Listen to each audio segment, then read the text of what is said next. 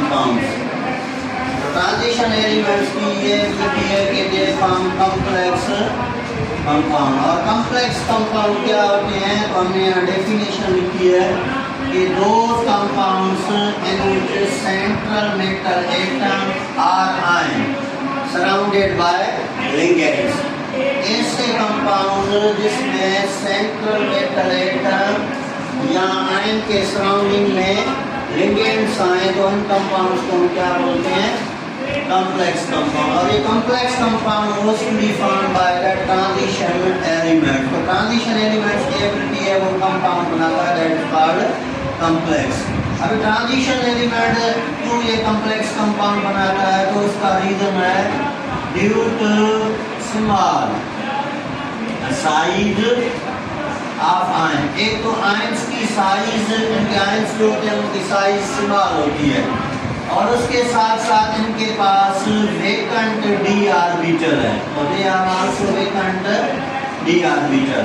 तो transition element form complex compound due to small size of ions, और उसके साथ साथ उनके पास वेकेंट डी ऑर्बिटल होता है, और उसके पास आयंस आल्सो का दे हाई वैल्यू ऑफ चार्ज।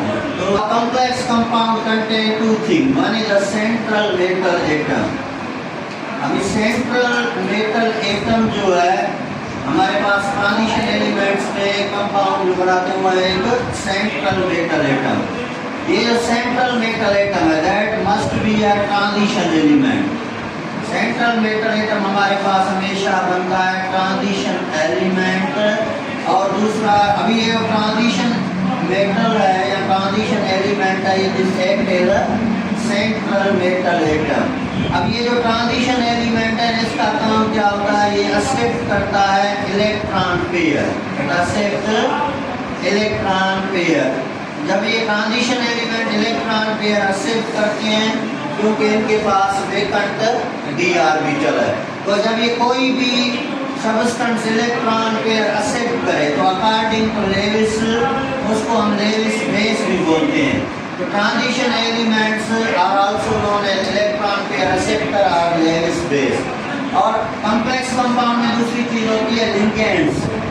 अभी लिगेंड्स क्या होते हैं, लिगेंड आपके पास एटम भी हो सकते हैं, आयन भी हो सकते हैं, या मॉलिक्यूल भी, एटम आयन और molecule which donate electron pair to central metal atom। ऐसे मॉलिक्यूल आयन और एटम जो सेंट्रल मेटल एटम को इलेक्ट्रॉन पेयर डोनेट करें तो हम उसको बोलते हैं लिगेंड्स। अब ये लिगेंड्स क्या होते हैं, ligands are always electron pair donor. Ligands जो है वो इलेक्ट्रॉन पेयर डोनर होते हैं, that's why they are also known as Lewis base. तो हमारे पास इलेक्ट्रॉन पेयर डोनर, जो भी इलेक्ट्रॉन पेयर डोनेट करता है उसको लेविस बोलते हैं। तो transition element electron pair accept करें तो इनको हम बोलते हैं लेविस एसिड, जबकि लिगेंड्स को हम बोलेंगे क्या, लेविस बेस। तो ऐसे कंपाउंड जिसमें सेंट्रल मेटल एटम के सराउंडिंग में लिगेंड्स हो they are known as a complex compound. और कॉम्प्लेक्स कंपाउंड में हमारे पास ट्रांजिशन एलिमेंट सेंट्रल एटम होगा और लिगेंड्स जो है वो इलेक्ट्रॉन पेयर डोनर को करते हैं। अभी फॉर एग्जांपल हमारे पास एक complex FeCN6, for example complex compound K4FeCN6, ये एक हमारे पास क्या है, कॉम्प्लेक्स कंपाउंड। अगर आप इसकी स्ट्रक्चर को देखें तो यहाँ पे Fe आयरन, ये हमारे पास है सेंट्रल मेटल एटम, ये Cn जो है दिस इज अ लिगेंड, और उसके बाद ये जो K4 या पोटेशियम है ये करता है काउंटर आयन। तो ट्रांजिशन एलिमेंट में अगर आप कॉम्प्लेक्स कंपाउंड को देखें तो ये Fe के ऊपर कौन सी चार्ज होगी, प्लस। अब यहाँ इसके सराउंडिंग में Cn, ये जो Cn है ये हमारे पास क्या होते हैं, लिगेंड्स। और इन लिगेंड का काम होता है कि ये इलेक्ट्रॉन पेयर डोनेट करते हैं सेंट्रल मेटल एटम को। तो लिगेंड अभी देखिए इनके पास एक इलेक्ट्रॉन पेयर है, Cn के पास Cn के पास इलेक्ट्रॉन पेयर है और ये इलेक्ट्रॉन पेयर डोनेट करेगा सेंट्रल मेटल एटम को या आयन को। तो इसी तरह ये जो चीज हमारे पास बन गई, इस चीज को हम टोटली क्या बोलेंगे, कॉम्प्लेक्स कंपाउंड। तो कॉम्प्लेक्स कंपाउंड ऐसे कंपाउंड है जिसमें सेंट्रल मेटल एटम है, यहाँ पे सेंट्रल मेटल एटम है दैट इज आयरन, और इसके सराउंडिंग में ये जो साइनो है ये एक कर रहे हैं क्या, लिगेंड, क्योंकि ये इलेक्ट्रॉन पेयर डोनेट कर रहे हैं सेंट्रल मेटल एटम को। तो इस कंपाउंड को हम क्या बोलेंगे, कॉम्प्लेक्स कंपाउंड, क्योंकि it contains two substance, one is the central metal atom and other is the ligand। अभी देखिए हर साइन, एवरी साइनो, ये जो एवरी साइनो है इसके ऊपर -1 चार्ज है।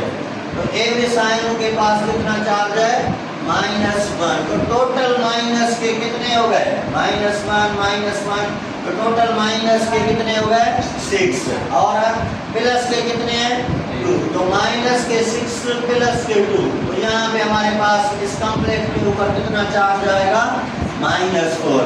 अब इस चार्ज को बैलेंस करने के लिए, इस चार्ज को बैलेंस करने के लिए हम कंपाउंड्स के अंदर, कॉम्प्लेक्स कंपाउंड के अंदर सेंट्रल मेटल या काउंटर आयंस, तो यहाँ कंपाउंड के ऊपर हम क्या लगाते हैं, काउंटर आयन। तो काउंटर आयन का जो रोल है वो यही होता है कि counter ion just balance the charge. Counter ion सिर्फ क्या चार्ज करेगा, बैलेंस क्या करेगा, चार्ज। तो ये जो केस 4 है ये हमारे पास काउंटर आयन है, और काउंटर आयन का काम मेटल या काउंटर आयंस, तो यहाँ कंपाउंड के ऊपर हम क्या लगाते हैं, काउंटर आयन। तो काउंटर आयन का जो रोल है वो यही होता है कि counter ion just balance the charge. Counter ion सिर्फ क्या चार्ज करेगा, बैलेंस क्या करेगा, चार्ज। तो ये जो केस 4 है ये हमारे पास काउंटर आयन है, और काउंटर आयन का काम है तो बैलेंस द चार्ज। ये सेंट्रल मेटल एटम है और ये हमारे पास क्या होते हैं,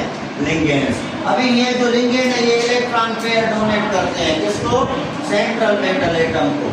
तो ये लिगेंड्स हमारे पास जो भी है, ये लिगेंड्स और सेंट्रल मेटल एटम है, इनके दरमियान हमेशा जो बॉन्ड बनता है that is coordinate covalent bond. तो बॉन्ड के टाइप में जैसे आयोनिक का है, कोवेलेंट का है, लेकिन सेंट्रल मेटल एटम और लिगेंड के दरमियान हमेशा जो बॉन्ड बनेगा that is a coordinate covalent bond. और इसी वजह से हम इन कंपाउंड को कोऑर्डिनेट कंपाउंड भी बोलते हैं। तो they are also known as coordinate compound या कॉम्प्लेक्स कंपाउंड, और जिसमें सेंट्रल मेटल एटम और उसके सराउंडिंग में लिगेंड्स होते हैं।